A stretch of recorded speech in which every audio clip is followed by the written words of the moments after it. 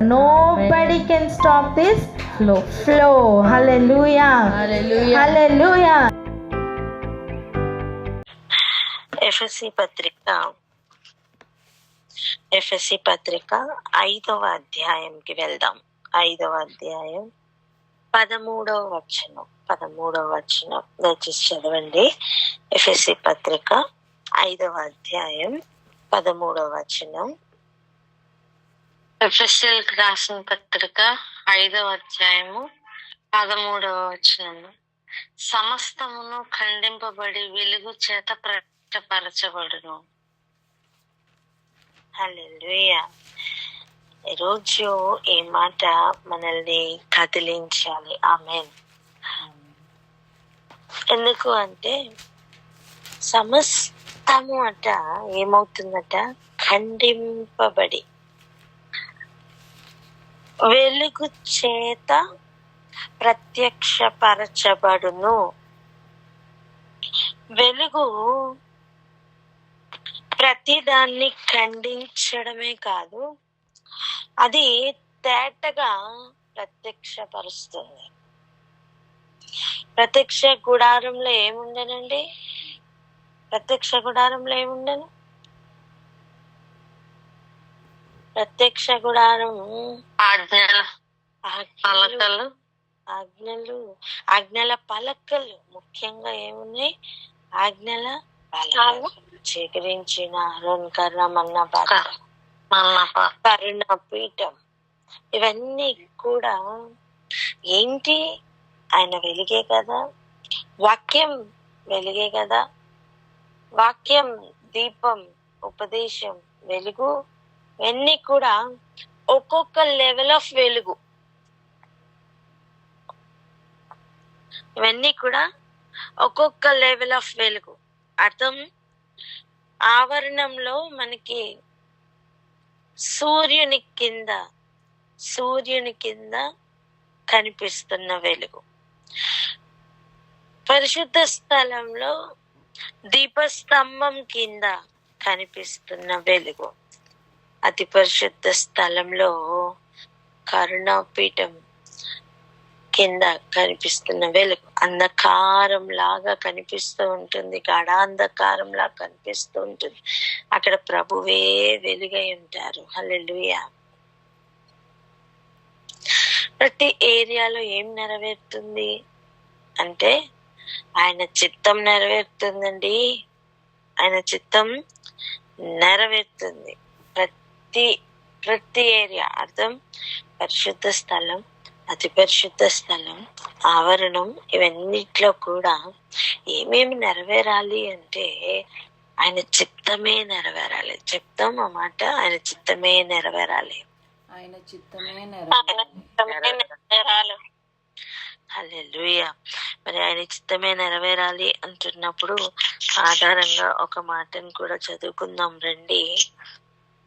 ఇదే అధ్యాయం 15 నుండి 17 వరకు చదువుదాం. 15, 16, 17. ఎఫెసీయులకు రాసిన పత్రిక 5వ అధ్యాయము 15 నుండి 17వ వచనం వరకు చదువుకుందామండి. దినములు చెడ్డవి గనుక మీరు సమయంను పోనీయక సద్వినియోగం చేసుకొనొచ్చు అజ్ఞానుల వలె కాక జ్ఞానుల వలె నడుచుకున్నట్లు జాగ్రత్తగా చూసుకోండి. ఇందు నిమిత్తము మీరు అవివేకులు కాక ప్రభు యొక్క చిత్తం ఏమిటో గ్రహించుకోండి. హల్లెలూయా. ఏమిట? ప్రభు యొక్క చిత్తం ఏమిటో ఏం చేయాలి? గ్రహించుకోవాలి. పలుకుదాం ఆ మాట. ప్రభు యొక్క చిత్తం గ్రహించుకోవాలి అని చెప్తాం. ప్రభు యొక్క చిత్తం గ్రహించుకోవాలి. హల్లెలూయా. ఏ నాడైతే ప్రభు చిత్తం ఫలానా అని గ్రహిస్తామో మనం ఆ వెలుగులో నడుస్తాం.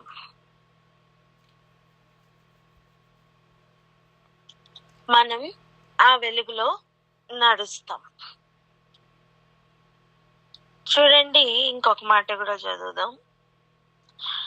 10వ వచనం కూడా చదువుదాం. చూడండి, ఎఫెసీయులకు రాసిన పత్రిక 5వ అధ్యాయము 10వ వచనము. గనుక ప్రభువుకి ఏది ప్రీతికరమైనదో దానిని పరీక్షించుచు వెలుగు సంబంధుల వల్లే నడుచుకునుడి. హల్లెలూయా. అంటే ప్రతి ఏరియాలో ఎలా అడుగులు వేయాలి, ఎలా ఆలోచన చేయాలి. మనం తప్పటి అడుగులు వేస్తాం, మనం అలాగనే ఆలోచిస్తూ ఉంటాం. మన లెవెల్లో మన చిత్తం ఏదో, మన ఆలోచన ఏదో, మనం ఖచ్చితంగా మన ఆలోచనలు వేరు, దేవుని ఆలోచనలు వేరు. మన ఆలోచనలు ఆయన ఆలోచనలు ఎంత డిఫరెన్స్ ఉంటాయంటే, ఆయన ఆలోచనలన్నీ కూడా ఆకాశములు ఎంత ఎత్తుగా ఉన్నాయో అంత డిఫరెన్స్ ఉంటుంది కదా. మన ఆలోచనలు ఆయన ఆలోచనలు, మన చిత్తం ఆయన చిత్తం ఎంత డిఫరెన్స్ అంటే భూమికి ఆకాశంకు ఉన్నంత డిఫరెన్స్ ఉంటుంది. చాలా ఉన్నతమైన ఆలోచనలు ఆయనవి. హల్లెలూయా. చెప్దామన్నమాట, ఆయన ఆలోచనలు చాలా ఉన్నతమైనవి అని. ఆయన ఆలోచన చాలా ఉన్నతమైనవి. చూడండి, మచ్చుకకు ఒక చిన్న ఎగ్జాంపుల్ చూడండి. కృపాక్షేమములు నీ వెంట వచ్చును. పలకండి అన్నమాట. కృపాక్షేమములు నీ వెంట వచ్చును. అవును, కృపాక్షేమం నీ వెంట వచ్చును అని చెప్తున్న సమయం, ఆ మాటను పట్టుకుని, ఆ వాగ్దానం పట్టుకుని ఒక ప్రయాణం ఉందనే కదా అర్థం. కృపాక్షేమం ఎప్పుడు నిరూపించబడతాయి? ఒక శ్రమ వచ్చినప్పుడే కదా, ఒక కష్టం వచ్చినప్పుడే కదా, ఒక ఇరుకు ఒక ఇబ్బంది వచ్చినప్పుడే కదా. ఇచ్చిన వాగ్దానం ఆ ప్రయాణం దాటిన తర్వాత, ఆ మాట ఆ వాగ్దానం నెరవేర్పు ఆ ప్రయాణం చేసిన తర్వాత కదా నిరూపించబడి తేటగా కనిపిస్తుంది. ఆ ఏరియా చేరిన తర్వాత దేవుని చిత్తం ఏదో నీకు అర్థమవుతుంది. ఆమేన్. అలా ప్రతిరోజు ప్రతి దినం మనం నేర్చుకున్నాం, గమ్యం చేరడానికి అడుగులు ఎలా వేయాలో చూపిస్తున్న దేవుడు అని. కొంచెం మార్గం వెలుగు చూపించి ఇదిగో ఇక్కడ వరకు నడిచిన తర్వాత నెక్స్ట్ ఎలా నడవాలో చూపిస్తూ వెలుగులో నడిపిస్తున్న దేవుడు.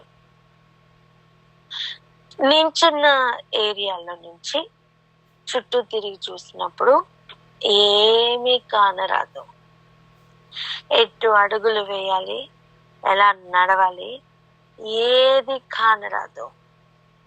లోకస్తులు నడిస్తే లేదా లోకానుసారంగా నడిస్తే 11 రోజుల్లో జరిగే ప్రయాణం కూడా మనం ఆయనకు ట్యూన్ అయ్యేంత వరకు కూడా నడిపిస్తూ ఆయన చిత్తంలోనికి తీసుకుంటున్న దేవుడు. ఆయన చిత్తానుసారంగా నడిపించడానికే ఆయన ప్రతి దాన్ని కూడా అలౌ చేస్తున్నారు, మనల్ని ట్యూన్ చేస్తూ ఉంటారు.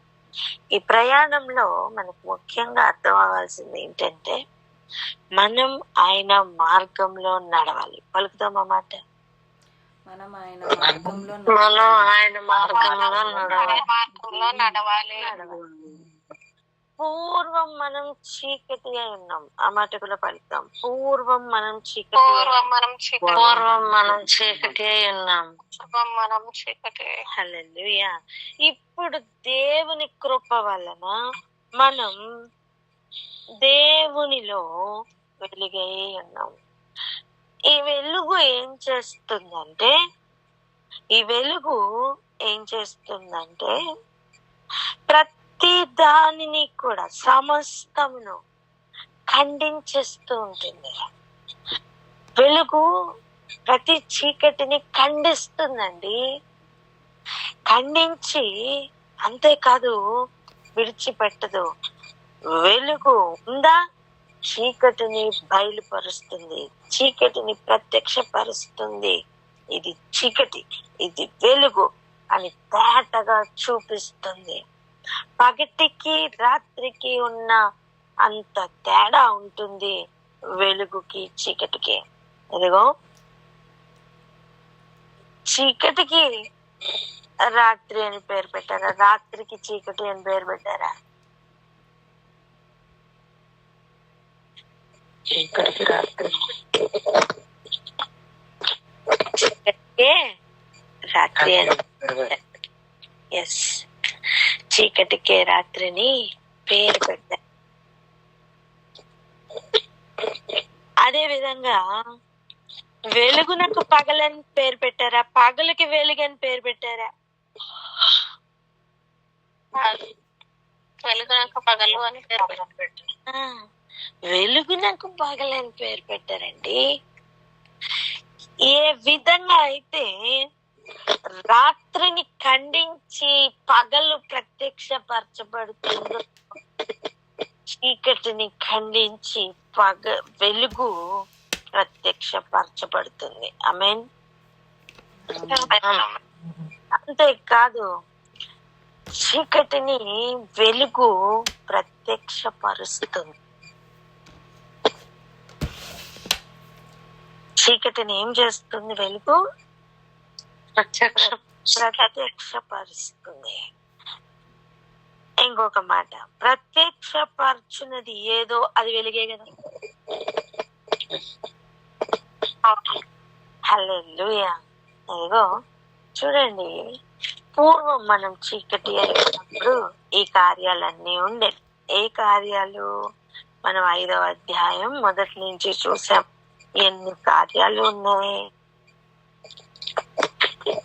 జాగ్రత్వం కానీ, వివిధమైన అపవిత్రత కానీ, లోభత్వం కానీ, బూతులు గాని, పోకిరి మాటలు గాని, సరసోక్తులు గాని,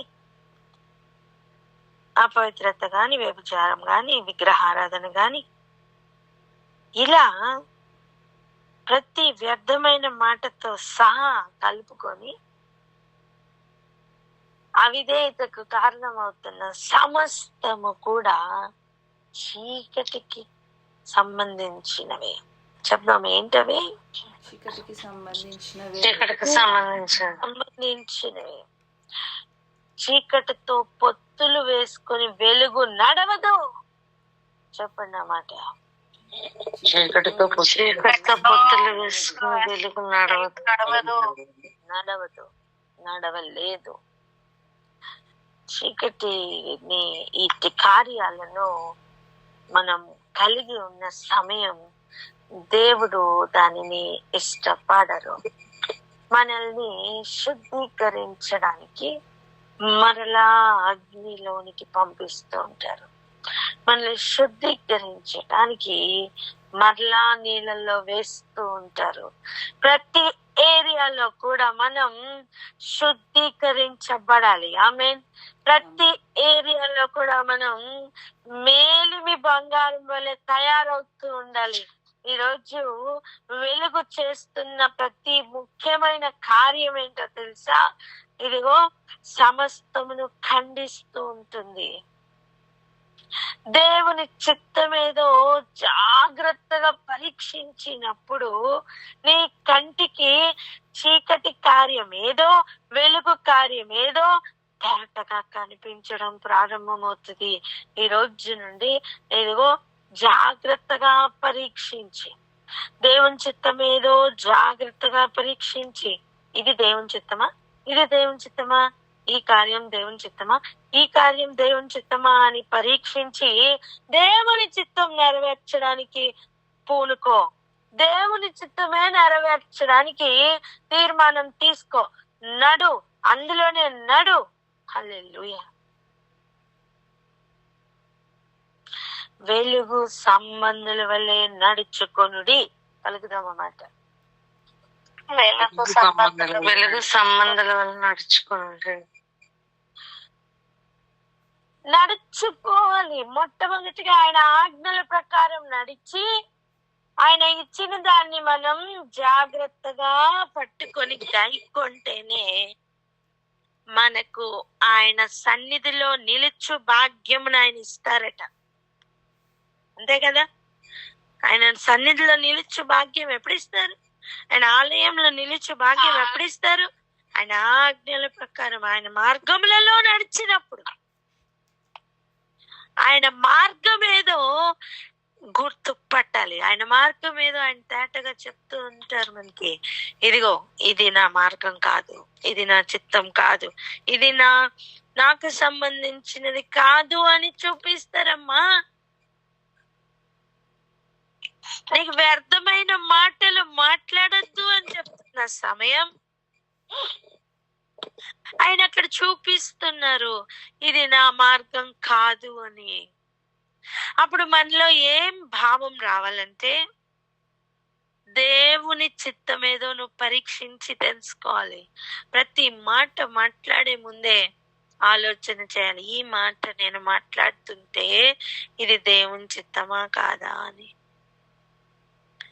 దేవుని చిత్తం కాదు అని తెలిసిన సమయం దానిని విడిచిపెట్టడానికి మనం సిద్ధపడాలి.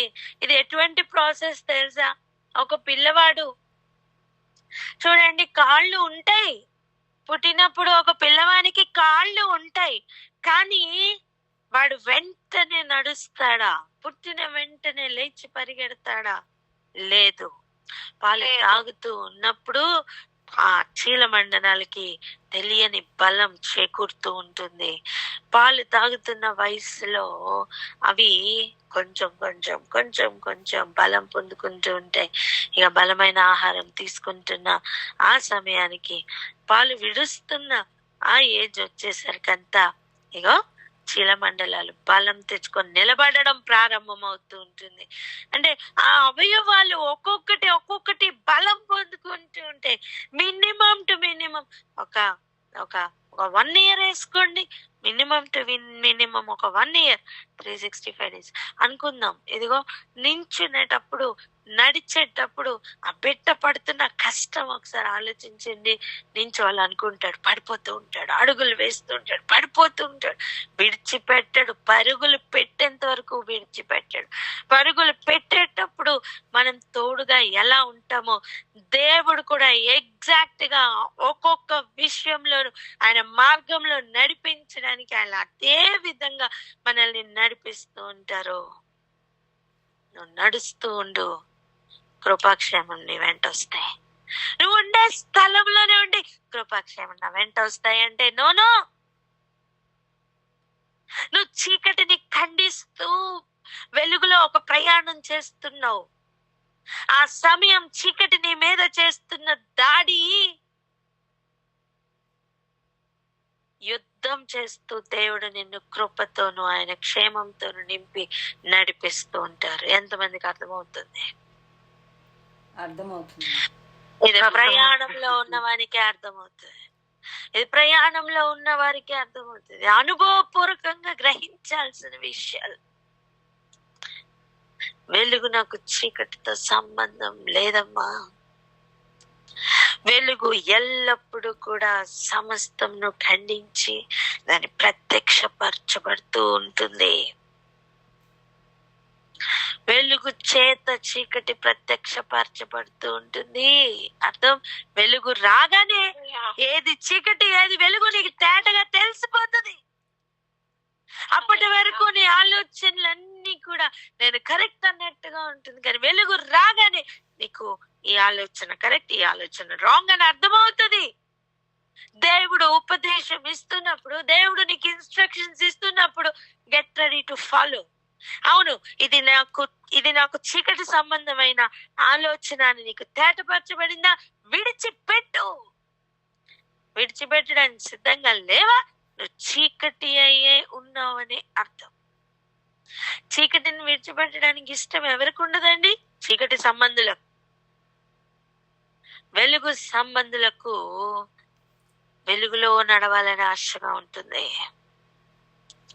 దేవుని చిత్తమేదో పరీక్షించకుండా వేస్తున్న అడుగులు ఒక కన్ఫ్యూజన్ తో ఉంటాయి. చైనా వద్దా, వెళ్ళనా వద్దా, ఇలా ఉంటాయి. ఇంకా భయంకరమైన విషయం ఏంటో తెలుసా? చీకట్లోనే వెళ్తూ, అర్థం దేవుని చిత్తానికి విరుద్ధంగానే చేస్తూ నేను కరెక్ట్ చేస్తున్నాను అనే భయంకరమైన ఒక తంత్రం.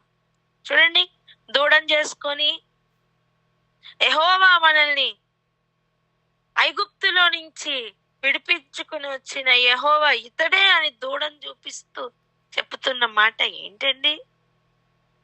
లిటరల్ గా చీకటి కార్యం, కానీ వెలిగే అనుకుంటూ దేవుని మార్గమే అనుకుంటూ వెళ్ళిపోతున్న భయంకరమైన పరిస్థితులు. దేవుని చిత్తం ఏదో తేటగా పరీక్షించడానికి హృదయమును ఈరోజు సిద్ధపరచుకోవాలి. వెలుగు సంబంధులు చీకటిని గుర్తుపడతారు, చీకటిని ఖండిస్తారు. ఆ మాట ఉంది, ఒకసారి చూడండి. దాన్ని ఎలా చదువుదామంటే, మొదటిగా 14వ వచనం చదివి తర్వాత 11 చదవండి. 14 తర్వాత 11. ఎఫెసీయులకు రాసిన పత్రిక 5వ అధ్యాయము 14వ వచనము. అందుచేత నిద్రించుచున్న నీవు మేల్కొని మృతులలో నుండి లెమ్ము, క్రీస్తు నీ మీద ప్రకాశించునని ఆయన చెప్పుచున్నాడు. 11వ వచనము. నిష్ఫలమైన అంధకార క్రియల్లో పాలివారై ఉండక వాటిని ఖండించుడి. హల్లెలూయా. ఇది ఎటువంటిదంటే, ఒక ఎగ్జాంపుల్ చెప్తా చూడండి. నువ్వు నిద్రపోతూ ఉన్నావు. నువ్వు ఏం చేస్తున్నావు? నిద్రపోతూ ఉన్నావు. దుప్పటి కప్పుకొని చక్కగా కంఫర్టబుల్ జోన్ లో నిద్రపోతూ ఉన్నావు. మెళుకు వచ్చింది, లేవాలి. ఇంకా లేచిన తర్వాత బెడ్ మీద పొర్లుతూ ఉండే అన్ని పనులు చేసేయగలవా? లేదు కదా. కనీసం ఈ రూమ్ నుంచి ఇంకో రూమ్ కి వెళ్ళాలంటే కూడా నువ్వు ఏం చేయాలి? మొట్టమొదటిగా ఉన్న స్థితి విడిచిపెట్టాలి.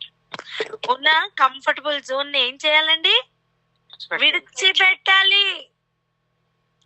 విడిచిపెట్టిన మనం మరలా దుప్పట్లోకి దూరతామా? అప్పుడు లేదు.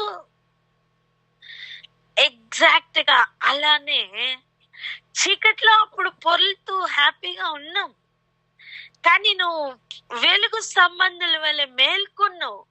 నిద్రించుచున్న మనల గురించి ప్రభు చెప్తున్న మాట, మృతులలో నుండి లెమ్ము.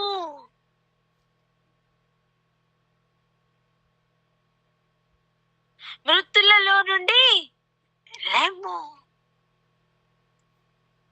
అంటే ఆ చీకటి మనల్ని ఏ స్థితిలో ఉంచుతుంది? మృతుల్లో ఉండే స్థితిలో ప్రేతల స్థితిలో ఉంచుతుందండి. అందుకే చూడండి, జీవించుచున్నావు అన్న పేరు మాత్రం ఉంది తప్ప నువ్వెవరు? మృతుడవే. ఏంటి? ఎందుకు ఆ మాట? వెలుగు సంబంధులుగా నడుచుకోవట్లేదు, చీకటి కార్యాలనే జరిపిస్తూ ఉన్నాం. అందుకే ఆ సంఘంతో దేవుడు పలుకుతున్నారు ఏమని? జీవించుచున్నావు అన్న పేరే తప్ప మృతుడవే. మన క్రియలు మన చీకటి క్రియలు, చీకటికి సంబంధించిన క్రియలు, వాటి నుంచి లెమ్మని చెప్తున్నారు. మెలకు తెచ్చుకోమంటున్నారు. నువ్వు మేల్కొని మృతులలో నుండి లెమ్ము. క్రీస్తు నీ మీద ప్రకాశించునని ఆయన చెప్పుచున్నాడు. క్రీస్తు ప్రకాశిస్తే ఏం జరుగుతుందండి? ఆ వెలుగు మనలోనికి వస్తుంది. అప్పుడు ఏమవుతుంది? ఆ వెలుగు ఏం చేస్తుంది? ప్రతి సమస్తమును కూడా ఖండిస్తుంది. హఠాపంచులైపోతాయి అంతే. ఖండించి ఏం చేస్తుంది? అన్నిటినీ తేటగా చూపిస్తుంది. ఎలా చెప్పనా? ఒక రూమ్ లో అంత చీకటిగా ఉందమ్మా, టార్చ్ లైట్ పట్టుకుని వెళ్ళావు, వెలుగు టార్చ్ లైట్ పట్టుకుని వెళ్ళావు, ఒక్కొక్క వస్తువు మీద టార్చ్ లైట్ వేస్తున్నావు. అప్పుడు ఏం జరుగుతుంది? ఒక్కొక్క వస్తువు నీకు ప్రత్యక్షపరచబడుతుంది. ఒక్కొక్క వస్తువును నువ్వు తేటగా చూడగలుగుతావు. ఇవన్నీ నిద్రించుచున్న సమయం సాధ్యం కాదమ్మా. చూపిస్తున్నా సరే కళ్ళు మూసుకున్న అనుభవం, నిద్రించుచున్న అనుభవం. పలకండి మాట. చూపిస్తున్నా సరే కళ్ళు మూసుకున్నా ఉందో నిద్రించుకున్నాను. అది మృత్యులలోనూ సహవాసం కలిగిన అనుభవమే. మీకు అర్థమవుతుందా? వెలుగైన వాడు ఇది వెలుగు కార్యం, ఇది నా చిత్తం, ఇదిగో అని చూపిస్తున్నప్పుడు మనం గట్టిగా కళ్ళు మూసుకుని పడుకున్నాం అనుకోండి, ఎలా ఉంటుంది? ఆ చూపిస్తున్న విషయం మనకు కనిపిస్తా? కనపడదు. మనం నడుస్తూనే ఉంటాం కానీ చీకట్లోనే నడుస్తూ ఉంటాం. ఈ రోజు అట్టి అనుభవాల్లో మార్పు కలుగును గాక. అట్టి అనుభవాల్లో మార్పు కలుగును గాక. హల్లెలూయా.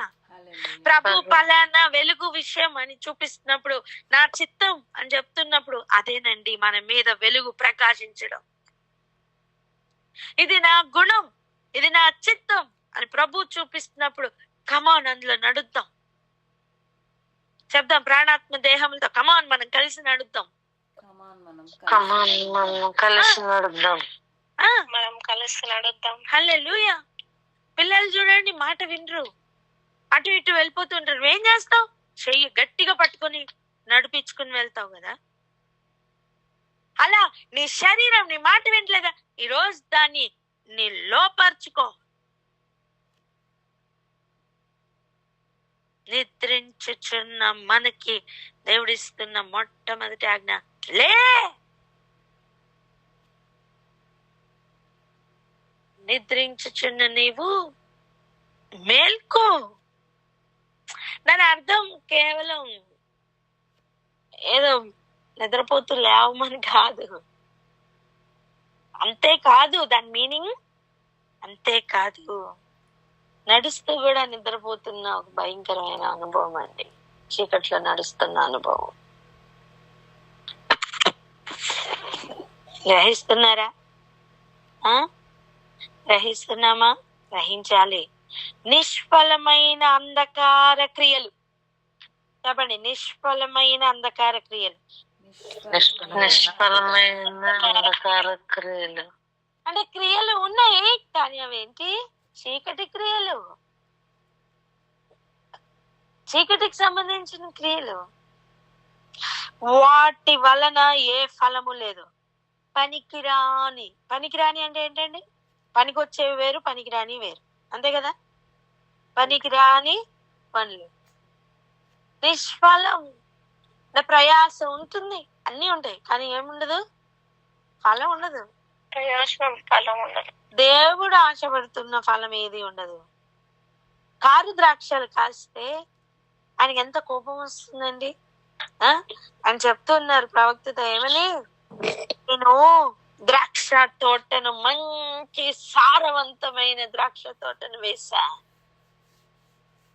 గొప్ప తవ్వాను, ఎంతో దానికి కావలసినంత చేశాను, కానీ అది కారు ద్రాక్షలు ఫలిస్తుంది. నేను దాన్ని ఎలా సహించాలని అడుగుతున్నారు ప్రభు. కాని ఫలములు ఫలిస్తే దేవునికి సంతోషమా? కాదు. అసలు ఫలమే లేని ఏరియా దేవునికి ఇష్టం ఉండదు. నా చిత్తం ఫలానా అని దేవుడు చూపిస్తున్నారా? వెలుగు నీ మీద ప్రకాశిస్తుంది. ఒక టార్చ్ లైట్ నీకు చూపిస్తే ఎలా ఉంటుందో చీకట్లో అలా ఉంటుంది. ఆ చూపించిన ఏరియా చూడకుండా నువ్వు వేరే ఏదో చూస్తే డైవర్ట్ అవుతావు. ఆ చూపించిన ఏరియాని ఫోకస్ చేయి, నడవడం ప్రారంభించు. మృతులలో నుండి లే, అక్కడ నీకు సంబంధం లేదు. అంతవరకు నిద్రించుచున్న అనుభవం ఉందేమో, వాటిని విడిచిపెట్టు, మేల్కో, దా, వెలుగు సంబంధులుగా నడుద్దాం. ప్రభు నా చిత్తం ఇది అని చెప్పారా? ఆయన ఇష్టం ఇది అని చెప్పారా? కమాన్, దాంట్లో వెళ్దాం. మన చిత్తానుసారంగా చేసిన కార్యాలు చీకటి అని మనకి అప్పుడు గ్రహింపులోనికి వస్తాయి. అప్పటి వరకు యాక్సెప్టెన్స్ రాదు. అప్పటి వరకు నేను చేసిందే కరెక్ట్, నేను మాట్లాడిందే కరెక్ట్, నేను ఆలోచించిందే కరెక్ట్. కానీ నీ మీద వెలుగు ఉదయించినప్పుడు జరుగుతున్న కార్యం ఇది వెలుగు కాదు, ఇది చీకటి అని నీకే గ్రహింపు వస్తుంది. ఆ సమయం నువ్వు చేయవలసిన కార్యం దాన్ని విడిచిపెట్టు. పలకండి ఒకరితో ఒకరు, దాన్ని విడిచిపెట్టు. దాన్ని విడిచి విడిచిపెట్టు. అందుకే చెప్తున్న శ్రేష్టమైన మాట 15వ వచనంలో చూడండి, దినములు చెడ్డవి. దినములు ఎట్టివి? చెడ్డవి. దినములు మంచివి అంటున్నారే, చెప్పండి. కాదండి, చెడ్డవి. చెడ్డ దినములైనప్పటికీ కూడా ఎలా నడవమని చెప్తున్నారో చూడండి. మీరు సమయమును పోనీయక సద్వినియోగము చేసుకుంటూ అజ్ఞానుల వలె కాక జ్ఞానుల వలె నడుచుకొనున్నట్లు జాగ్రత్తగా చూచుకొనుడి. హల్లెలూయా. దినములు ఎటువంటివట? చెడ్డవి.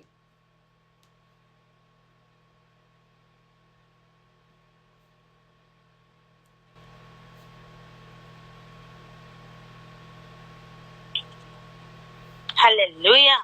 దినములు ఎట్టి రీతిగా ఉన్నాయి? చెడ్డవిగా ఉన్నాయి. చెడ్డ దినములు నిన్ను మంచి మార్గంలో నడిపిస్తాయమ్మా? లేదు. అందుకే దేవుడు చెప్తున్న మాట, సమయం పోనీయద్దు. అన్ను దినం దేవుడిస్తున్న సమయం ఉంది. ఆ సమయంలో నిద్రకి మనం ఇచ్చేస్తున్న సమయం ఒక 8 గంటలు అనుకోండి. ఇక మనకి మిగిలి ఉన్న టైం ఎంత? 16 గంటలు.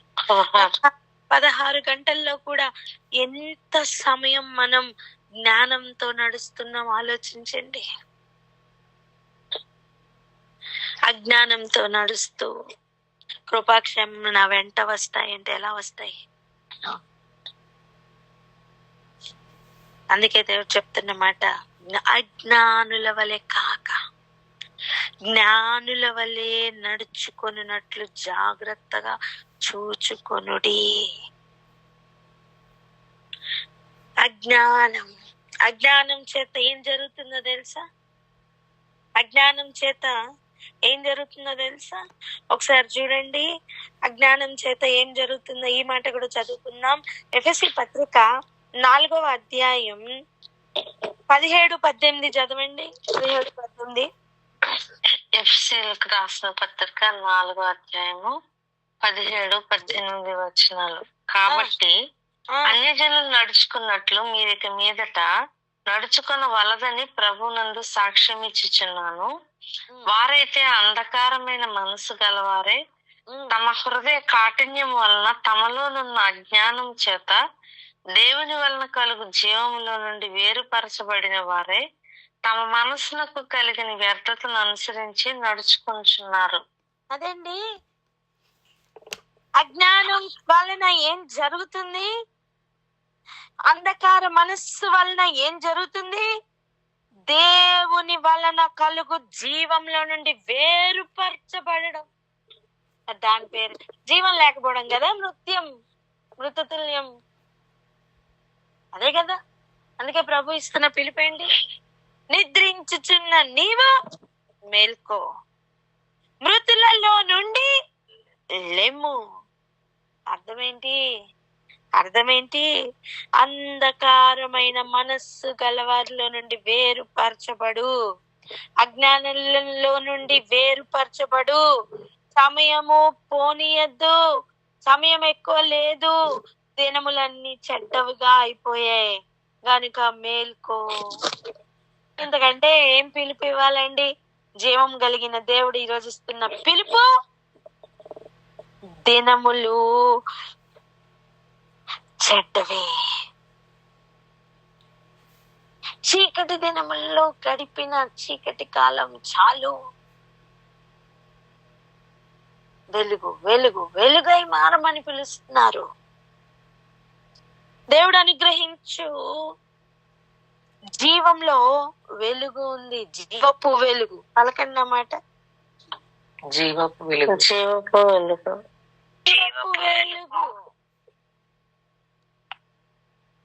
తమ మనస్సునకు కలిగిన వ్యర్థతను అనుసరించి నడుచుకుంటున్నారు. వారి గురించి మాట్లాడుతున్న మాట ఏంటో తెలుసా? వారు సిగ్గులేని వారై ఉండి నానా విధమైన అపవిత్రతను అత్యాశతో జరిగించుటకు తమ్మును తామే కాముకత్వమునకు అప్పగించుకొండ్రి. నన్ను విడిచిపెట్టమంటున్నారు. దేవునికి ఇష్టమైన కార్యాలు కాదవి. సిగ్గు లేకుండా అపవిత్రమైన కార్యాలను చాలా చాలా రూఢిగా ఇది కరెక్ట్ అన్నట్లుగా చేస్తూ నడుస్తున్న భయంకరమైన పరిస్థితులు కనిపిస్తున్నాయి. ఇవంతా కారణం ఏంటి? మనస్సు కలిగిన వ్యర్థత, అజ్ఞానం అండి. జ్ఞానం లేకపోవడమే కదా. దేవుని చిత్తం ఏదో తెలియకపోతే జ్ఞానం లేననే. దేవుని చిత్తో గ్రహింపు లేకపోతే చీకట్లో నడిచినట్టే. రోజు అలా నడవద్దని ప్రభు పిలుస్తున్నారు. అన్యజనులు నడుచుకొనినట్లు మీరు ఇక మీదట నడవద్దు.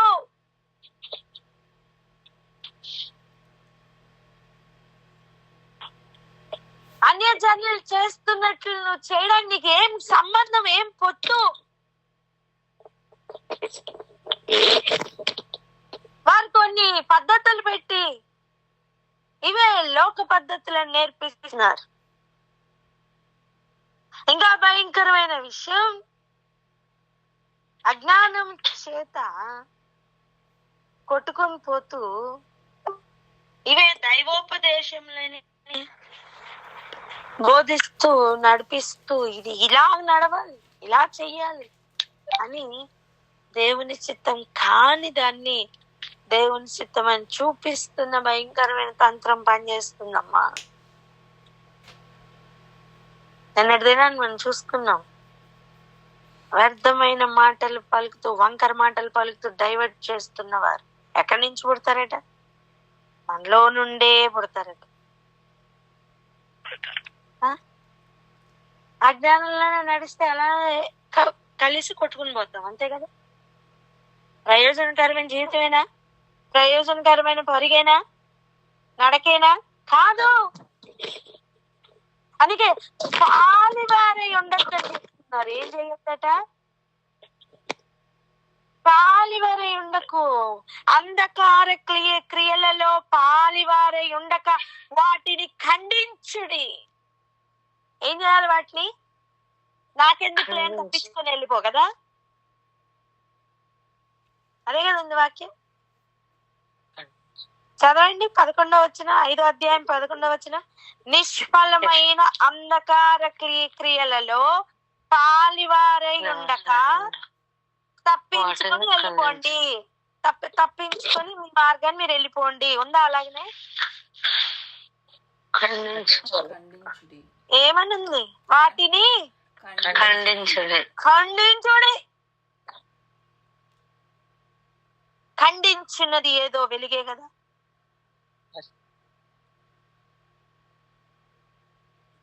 ఎవరు ఖండించగలరు? అజ్ఞానంలో నడుచుకున్న కాలం చాలు. చెప్దామన్నమాట. చాలు.